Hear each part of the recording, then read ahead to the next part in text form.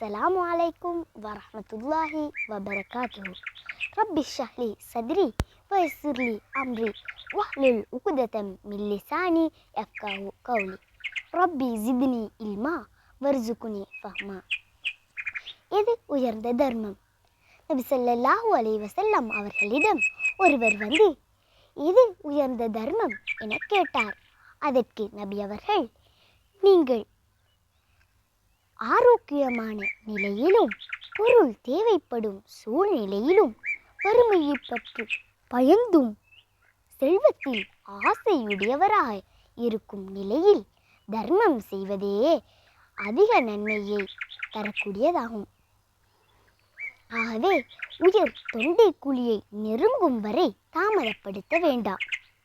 ஏனெனில் இன்னாருக்கு இவ்வளவு இன்னாருக்கு இவ்வளவு என்று கூறுவதில் எந்த அர்த்தமும் இல்லை. ஆகவே அந்நேரத்தில் பொருட்கள் மற்றவர்களுக்கென ஆகிவிட்டு இருக்குமே என்று நபி ஸல்லல்லாஹு அலைஹி வஸல்லம் அவர்கள் கூறினார்கள். அறிவிப்பவர் அபூ ஹுரைரா ரலியல்லாஹு அன்ஹு. நூட்கள் புகாரி, முஸ்லிம்.